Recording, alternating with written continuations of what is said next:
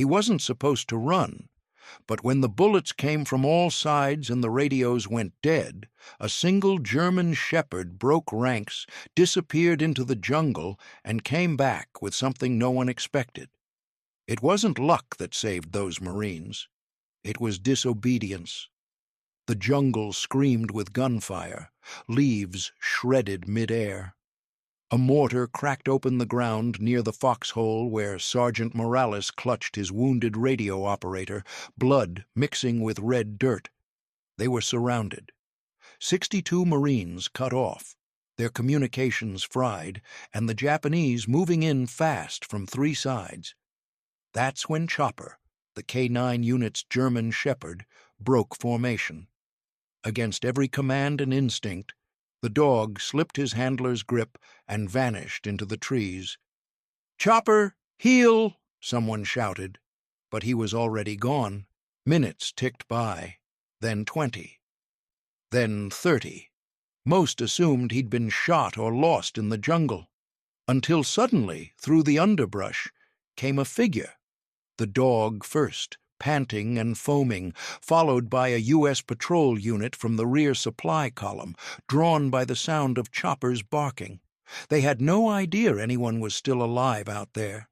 The dog had led them straight to the encircled Marines. A miracle, yes, but also a breach of protocol. Before we dive deeper into the story, subscribe and leave a comment where you are watching from today. The island didn't even have a real name, not one that the men could pronounce. On the old Navy maps, it was just a numbered dot off the Palau chain, dense, jagged, and almost intentionally forgotten. The locals had fled long before, and what remained was a tangle of jungle heat and silence thick enough to swallow a man whole. The ground pulsed with insects, the air stuck to your lungs like syrup. Everything smelled like rot. Even the rain, which came suddenly and left puddles in the foxholes, felt more like sweat than water. The Marines joked that the sun rose angry and went to bed drunk, and in between the island waited, watching. The 62-man platoon had been posted there for 6 days. Not long enough to get comfortable, but just long enough to pretend they might. Command had dropped them in with orders to probe for signs of Japanese movement and secure a possible staging point for future operations. Nothing big, they were told. Just a forward post, a footnote. The kind of job where men either came back bored or didn't come back at all. Among them was Corporal Tim Eckhart, lanky, quiet, and known mostly for 2 things: a scar that ran under his left eye, and the fact that he never went anywhere without his dog. The German shepherd was called Chopper, though no one remembered why. Maybe because he chewed through his cage the first day at Camp Lejeune, maybe because his bark could rattle the mess tent. He was one of the war dogs, part of a new program, untested in jungle combat, but trusted for their nose, their ears, their unflinching loyalty. Chopper had already sniffed out 2 tripwires and 1 wounded Japanese scout hiding under a tarp of palm leaves. "Best nose in the Corps," Tim would say, scratching behind the dog's ear. "Better sense of judgment, too." Every night, the men would string out the perimeter with barbed wire, claymores, and a line of tin cans on string. Chopper would walk it 3 times before dark, tail stiff, ears cocked, paws silent even on wet leaves. The routine became scripture. Morning patrol, dig in, rotate watch, clean rifles, count rations. The jungle, it seemed, played along. A few rustles, a false alarm or 2. Once, a distant shot that turned out to be a coconut falling just right. The Marines told jokes, played cards. One man carved a chess set from jungle wood, another whittled a small cross. The fear dulled under habit, until it didn't. Because the Japanese were not asleep, they were watching, waiting. Unseen, just beyond the tree line, they mapped every patrol route, every sentry post, every place the men thought was safe. This wasn't a handful of scattered holdouts. It was an organized force, fresh, quiet, and under orders to retake the island before it could be fortified.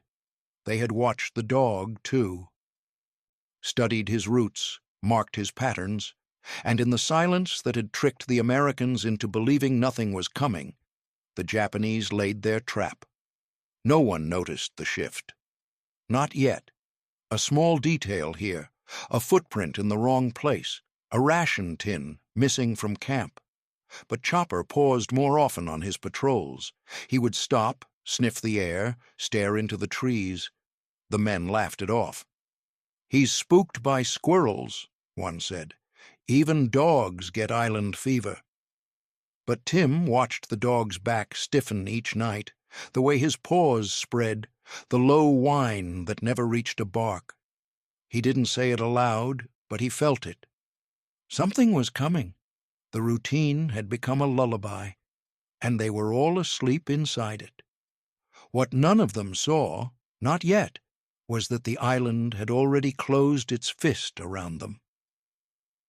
Before he ever set foot in the Pacific, Tim Eckhart had spent his mornings milking cows and patching fences on a dairy farm outside Carlisle, Pennsylvania. He wasn't a loud kid, never much for speeches, but he had a quiet steadiness that made people trust him, and animals, too. The recruiter had asked if he knew anything about dogs. Tim had nodded. "Raised 'em since I was 10. 2 months later, he was standing in red clay mud at Camp Lejeune, being handed a leash connected to 80 pounds of teeth and muscle named Chopper, a dog who didn't trust anyone. The first week, Chopper bit him. The second week, he ran off during night drills. But by the third, something clicked. Maybe it was the way Tim didn't yell when the dog made mistakes. Maybe it was the silence between them on those long practice tracks. By the time they graduated, Chopper could sniff out a buried landmine from 20 paces, track a man's scent through a swamp, and deliver hand-scrawled messages between foxholes under live fire. They called them devil dogs, not just for their bite, but for the fury they could bring when turned loose on a target. Training was relentless. Commands had to be instant. Heel, down, stay, alert. Bark once for contact, twice for danger. The instructors drilled it into them like gospel. A war dog that disobeyed could get a man killed. There was no room for guesswork, no margin for personality. The Marines didn't want pets. They wanted instruments. And so every behavior was broken down, reinforced, perfected. Dogs that couldn't conform were dropped from the program or sent back stateside. Chopper had come close to washing out more than once. Too stubborn, they said. Too independent. But Tim believed something different. "He doesn't disobey," he told the sergeant once. "He just thinks first." That kind of talk didn't go over well. In the Corps, obedience was everything, especially for animals. A dog that hesitated at the wrong moment could trigger a minefield or lead a patrol into ambush. Discipline meant survival. Trust the dog, yes, but only as long as the dog followed orders. So Tim kept his thoughts to himself, tightened his commands, shortened the leash. Chopper responded, at least on the surface. Still, sometimes at night, Tim would watch him pace the tent, ears twitching even in sleep. The dog had something in him, not rebellion exactly, but will, a sense of knowing when to act that wasn't written in any manual. It made the other handlers nervous, but to Tim it made him more than a tool. It made him a partner, and yet, unspoken beneath all the training, all the drill and bark and reward, was a fear none of them said out loud. What happens when the chain breaks? What if the dog disobeys in the middle of a firefight? What if he decides, on his own, that the plan is wrong? Marines who broke formation were court-martialed, But what do you do with a dog who ignores command and is right? The instructors had no answer for that, because the system had no room for it. A war machine depends on predictability, but in the jungle, in the blur of chaos and smoke, predictability could kill. Tim didn't know it yet, but the question that had hovered unspoken in the heat of Camp Lejeune would soon roar to life in the middle of gunfire, and when it did, the answer wouldn't come from a manual. It would come from the jungle, from instinct. From a flash of gray fur disappearing into the trees, disobedient, defiant, and utterly necessary. The first shot sounded like a branch snapping, sharp, distant, almost harmless.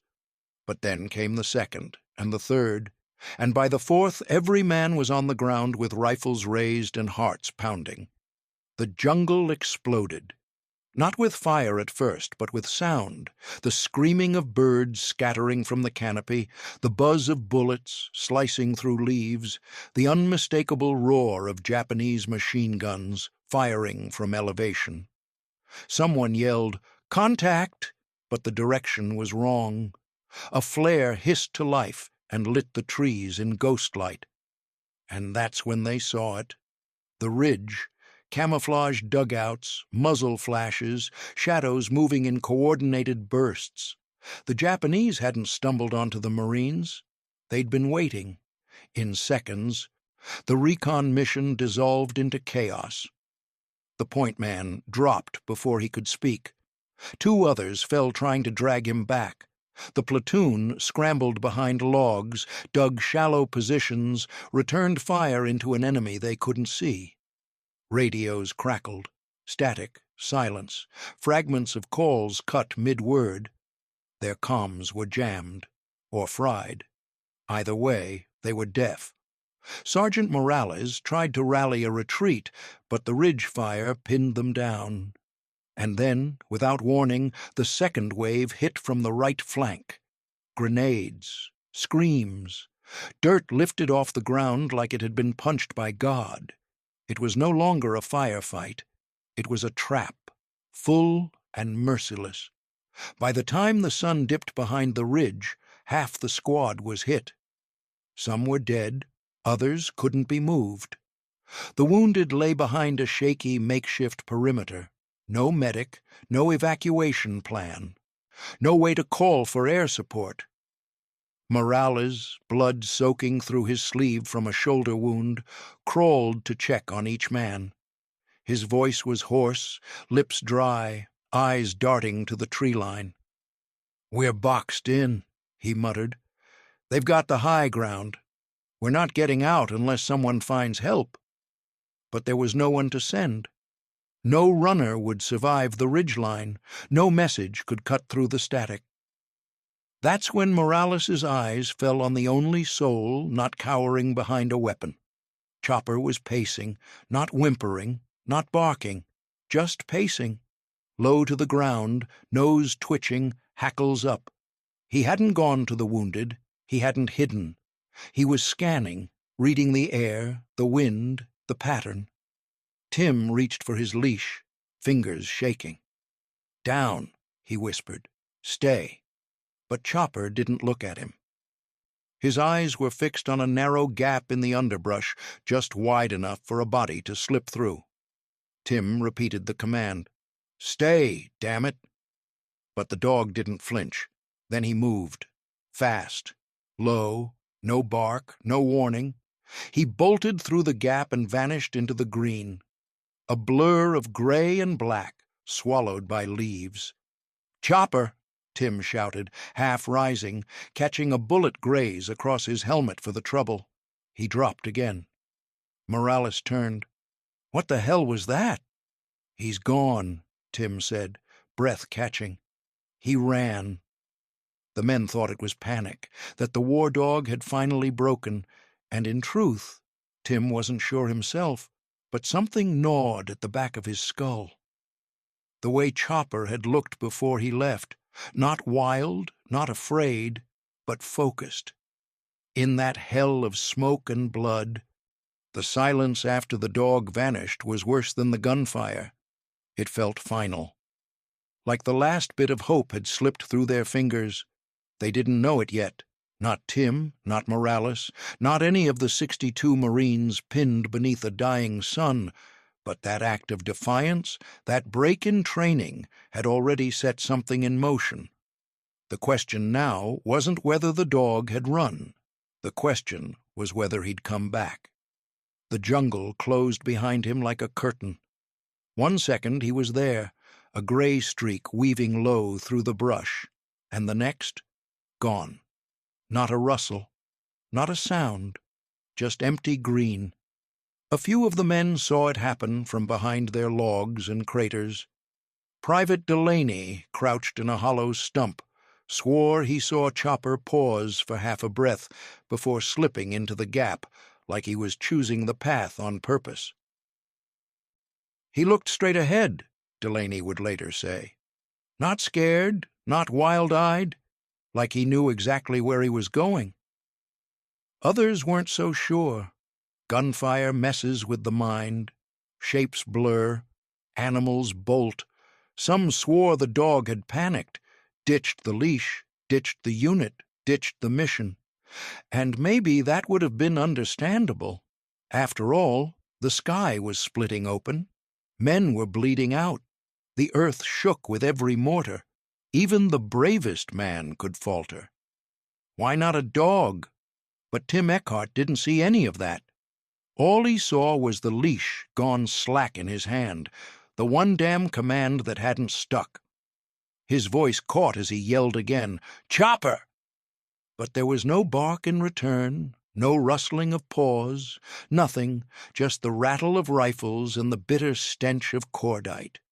Chopper had disobeyed. And that silence was worse than the bullets. Minutes passed like hours. The men hunkered down, counting ammo, whispering prayers, staring at their boots. Every passing second only deepened the assumption. The dog had bolted, probably ran straight into a Japanese patrol and got himself shot, or tangled in wire, or bled out under the same canopy where a dozen Marines had already fallen. Tim slumped behind a splintered log, chest heaving. His knuckles were white around his rifle. Somewhere between the thudding in his ears and the ringing silence of the comms, he realized he was shaking, not from fear, not from the firefight, but from the kind of guilt that doesn't have a name. He'd trained that dog, lived beside him, trusted him, and in the one moment when it mattered most, when the leash should have held, it had snapped. Or maybe it hadn't. That's what tore at him, because even as the doubt pressed in, something deeper gnawed beneath it. The look Chopper gave before he ran, that brief flick of the eyes, not to Tim, not asking permission, but toward the jungle, as if seeing something no man could. Still, guilt doesn't wait for reason. And in that moment, Tim felt like he'd failed him. Or worse, that he'd let himself believe in something that wasn't ever real. Maybe Chopper was just a dog. Maybe all that talk of loyalty, of bond, of best nose in the Corps was just noise wrapped around an animal's instinct to survive. Morales dragged himself over, blood drying on his cheek, teeth gritted. "He gone?" Tim didn't answer, just stared into the gap where the dog had vanished. The men didn't speak about it after that, not out loud. They couldn't afford to. Hope was dangerous now. Hope meant expecting something to come through that jungle, and too many things had already come through. Bullets, grenades, fire, none of them friendly. So they waited, guns cocked, breath held, and one by one the wounded closed their eyes against the ache. The ridge still held, the Japanese still circled, and somewhere out there, between silence and shadow, a war dog was either running for his life or rewriting what it meant to be loyal. The rear patrol wasn't supposed to be anywhere near that part of the island. Their orders were simple: deliver supplies to the old ravine outpost, rotate out wounded from the beach encampment, and check on the ridge perimeter one last time before sunset. Standard, uneventful. At least, that's what Sergeant Green had been told when he'd roused his squad before dawn. Nothing suggested a detour. Nothing hinted at a crisis, and certainly no one expected a dog. They were halfway through a narrow cut between two ridgelines, sweating under the afternoon heat, when the first bark cracked through the trees. Short, sharp, too close to be echo. The men froze. Green raised a fist. "What was that?" someone whispered. "Not one of ours." Another said, "Sounds like a mutt." Then came the second bark, and this one was different, urgent, too deliberate to be random. It was followed by rustling, a low growl, and suddenly a flash of gray fur broke through the ferns. The dog didn't stop. He skidded into their path, eyes wild, tongue foaming, a fresh gash bleeding just behind his ear. He didn't attack, he didn't retreat. He circled them once, barking with a strange cadence. One bark, then two, then a pause, then again, 1, 2, stop. "Jesus," Green said. "I think he's trying to talk." Chopper lunged toward the eastern tree line, then backtracked, barking again, snapping at one Marine's boot and tugging it before sprinting a few yards ahead. He paused, looked back, tail stiff, barked once more. Green hesitated. This wasn't protocol. No word of contact, no signal, no human runner. Just a wounded German shepherd acting like he'd lost his mind.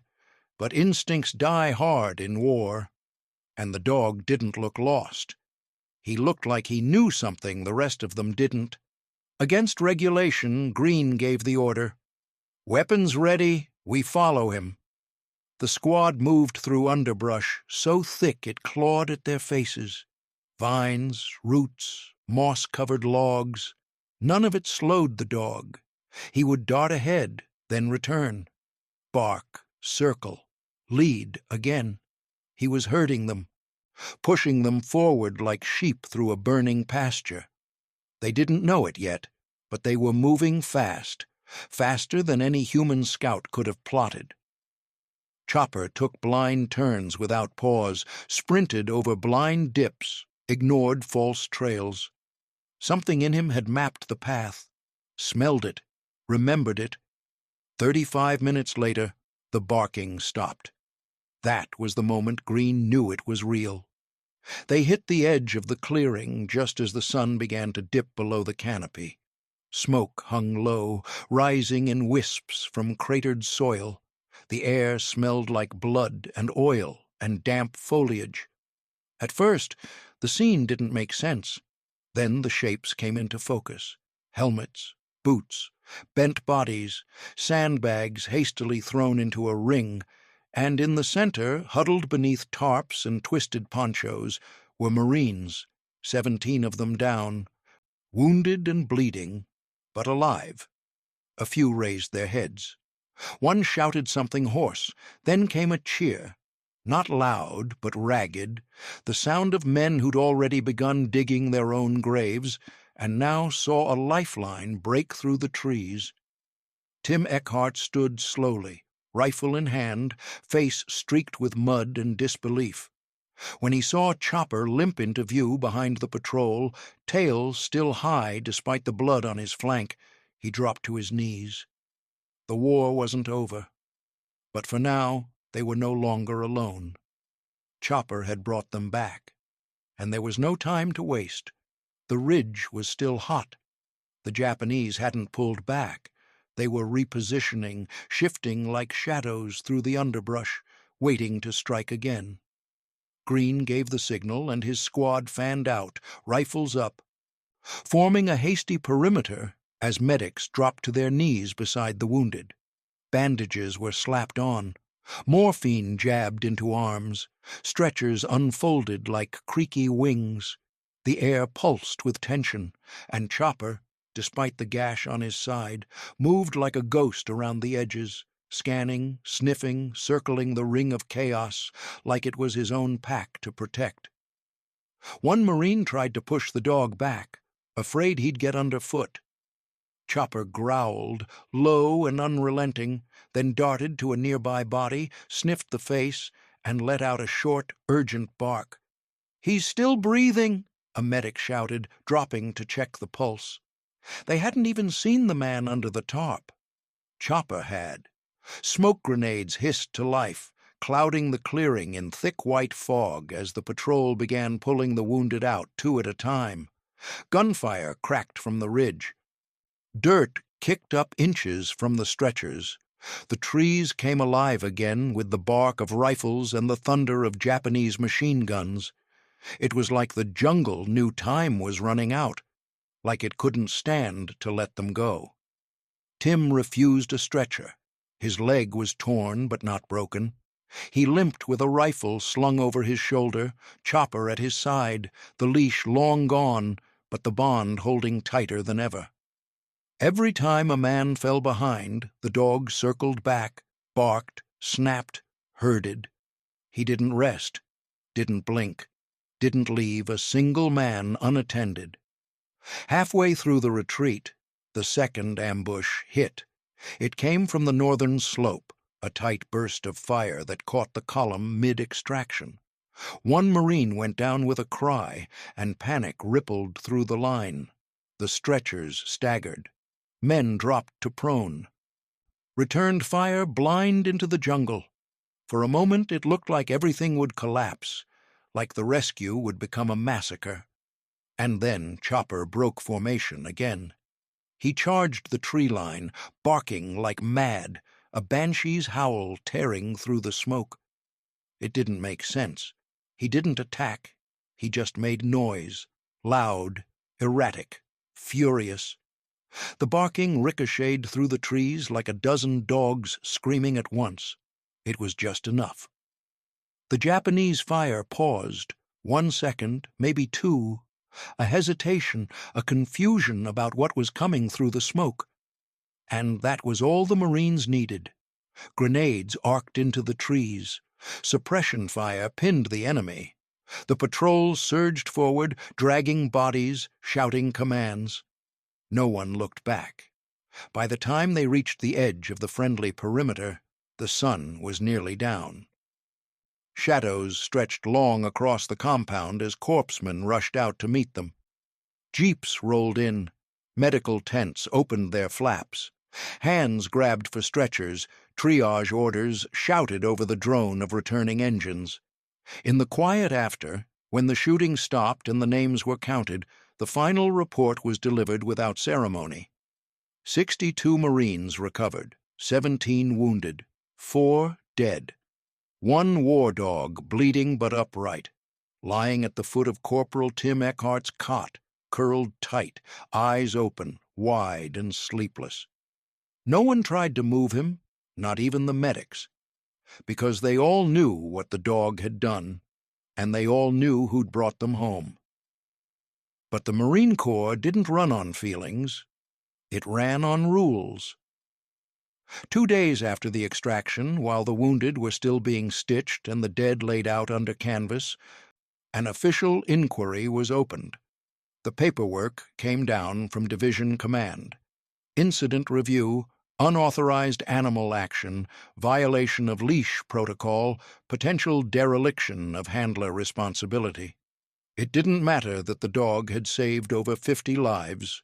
What mattered, at least to the brass, was that he'd run off leash, ignored commands, and left his handler mid-engagement. The Army didn't even allow dogs on the front lines anymore. The Marine Corps still did, barely. And stories like this, they complicated things, because if you reward disobedience, even from a dog, what precedent does that set? So they summoned Corporal Tim Eckhart to a board of review. He sat stiff in his chair, uniform cleaned, but still stained in places with dried blood and ash. Chopper lay at his feet, tail thumping once, then still. Across the table sat 2 officers and a civilian veterinarian who acted as liaison for the war dog program. They asked the questions quietly, without emotion. Did the dog break formation? Did you give a command to stay? Did he disobey that command? The words were surgical, clean. Tim gave clean answers. Yes, yes, yes. And then, before they could continue, he added one more. But he also saved 62 lives, including mine. He disobeyed, but he knew better than we did. The officers didn't write that part down. One of them asked if he had trained the dog to act independently in combat. Tim almost laughed. No one trained a war dog to disobey. You trained them to listen, to obey, to respond without thought. But maybe, he said, maybe you trained them well enough that in the moment you couldn't see the answer, they could. The civilian vet leaned forward. So, you're saying the dog made a tactical decision on his own? Tim hesitated. No, he said. I'm saying he made a moral one. There was silence after that. Outside the tent, the Pacific winds stirred the palm leaves. A jeep backfired near the motor pool. The war, still grinding on in every direction, paid no attention to the quiet deliberations inside. The board adjourned. They needed time. That evening, Tim sat beside Chopper on the steps of the infirmary barracks, watching the sun sink into the water. His leg was bandaged. His ribs still hurt when he breathed. But the weight on his chest was lighter than it had been in days. Chopper's ears twitched with every sound, eyes always scanning, as if the ridge still loomed somewhere nearby. The decision came at dawn. No disciplinary action would be taken against Corporal Eckhart, no court-martial for the dog, no revocation of service status. Instead, a commendation was issued, a rare one, unprecedented even. Chopper, K-9 Unit, 3rd Recon Marine Division, was awarded the Blue Star Service Ribbon, the first animal in that unit's history to receive it. It was pinned, not to his collar, but mounted in a wooden frame and hung in the operations tent where all the men could see it. No ceremony, no speeches, but when the frame was nailed to the wall, every man in the room stood, not for protocol, not for politics, but for the dog who ran when no one else could, the one who broke the rules and brought them home. The mail tent smelled like paper, diesel, and sweat. Men lined up in rows with pencils clutched like lifelines, each waiting for their turn to write home, to mothers, wives, sisters, pastors, girls who might wait or might not. After the rescue, after the bodies were counted and the silence returned, words became the only thing left to give. Some of the Marines couldn't write much at all. Hands still shook. Thoughts came in fragments. But still they tried. And again, Chopper's name appeared in the letters. One private scribbled it in the margin. The dog ran off, and we thought he was gone. He came back with salvation behind him. Another, more poetic than most, wrote to his fiancée, "It wasn't an officer or a rifle or the plan that saved us. It was a damn dog with a limp and a purpose. The strangest miracle I ever saw." Someone started calling him the Ghost of the Ridge. Another drew a little sketch in the corner of his letter, just a silhouette of a German shepherd with a star pinned to his collar. A few men started telling the story to new arrivals like it was a legend, not something that had happened 3 days earlier. "You didn't hear?" they'd say. "The mutt saw the whole map before any of us did." The stories changed with each retelling, as stories do. Some said Chopper barked a coded message that led the patrol. Others claimed he bit a Japanese scout in the throat on the way back. None of it mattered. What mattered was that he did something no one expected, that he chose to act when everyone else was trapped, that somehow, in the middle of war, instinct had outmaneuvered doctrine. Tim Eckhart didn't tell the story much. Not out loud. He let the others talk, let the tales grow in size and color. But one afternoon, sitting cross-legged in the shade outside his tent, he pulled a battered envelope from his rations box and wrote home to his sister in Pennsylvania. "You wouldn't believe what this dog did," he began. The letter was short. Just one page. He didn't go into detail. He didn't describe the gunfire or the smoke, or the way his lungs burned when he thought he'd lost everything. He just told her the truth, as plain and impossible as it was. "He ran," he wrote, "and we lived." He folded it carefully, addressed it, and sealed it with a hand that no longer trembled. Chopper lay beside him, eyes closed, tail flicking now and then at the buzz of a fly. Tim reached down and rested his hand on the dog's back.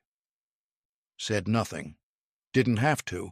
The myth had already begun to grow.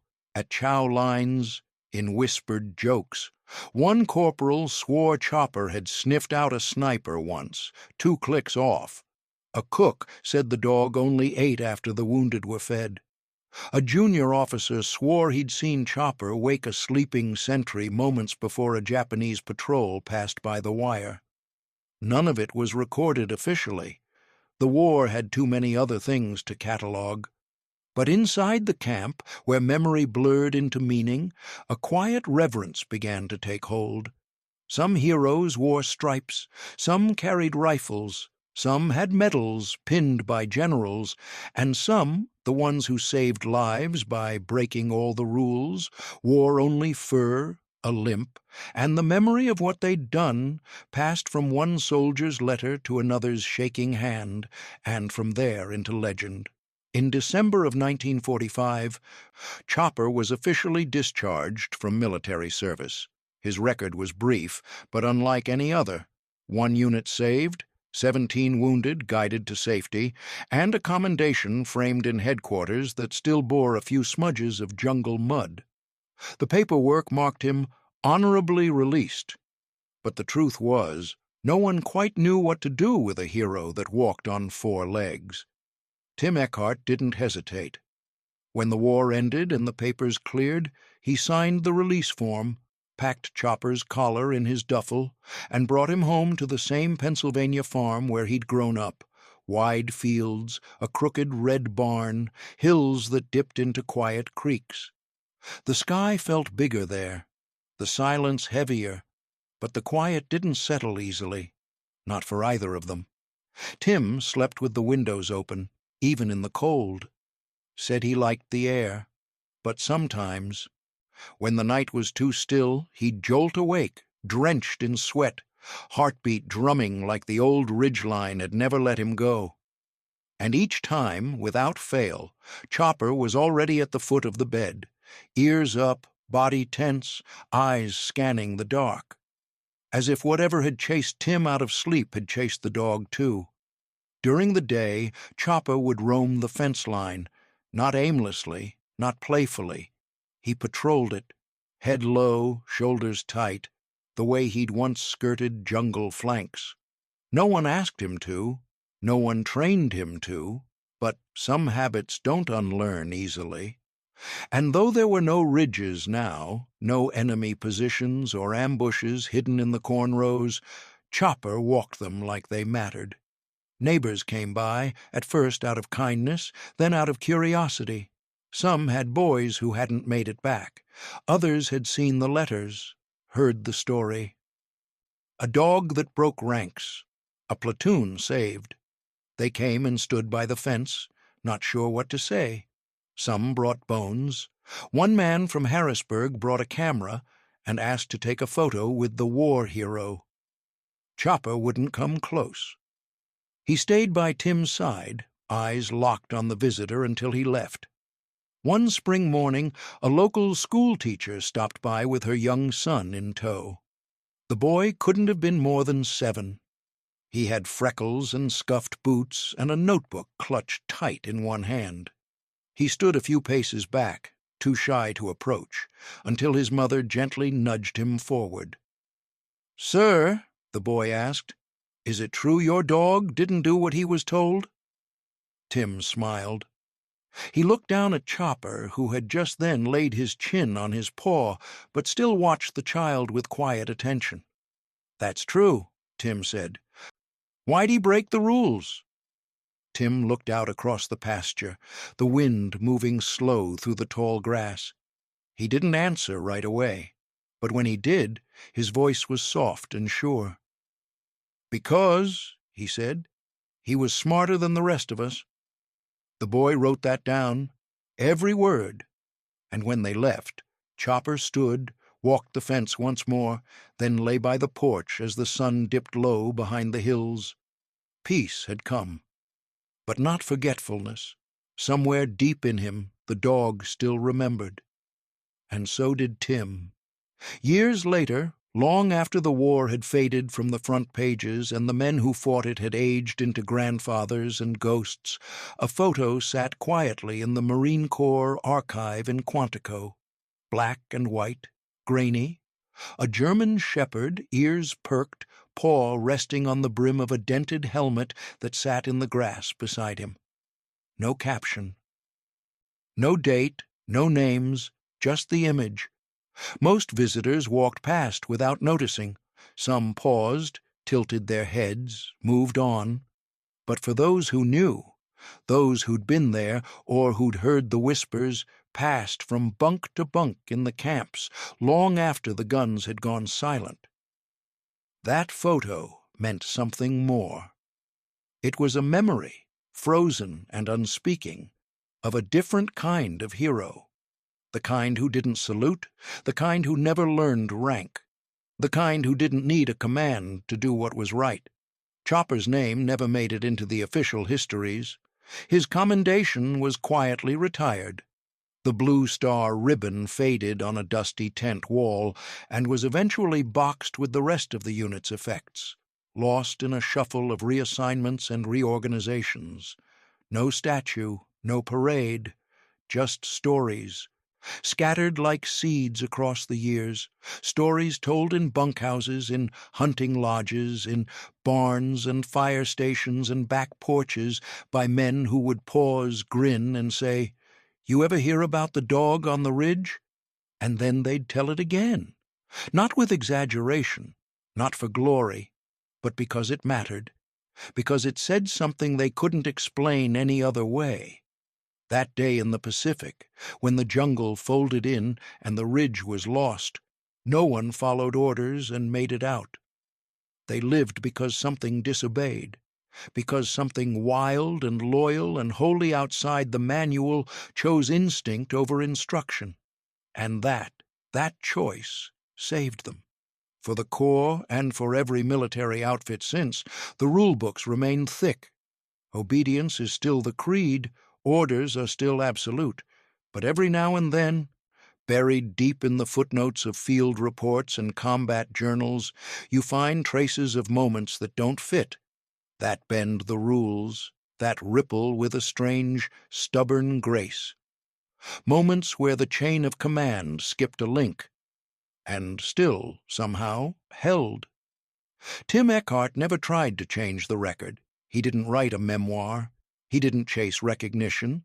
He lived out his life on that Pennsylvania farm, mending fences, raising crops, watching the sky with the quiet patience of someone who knew how fast everything could fall apart.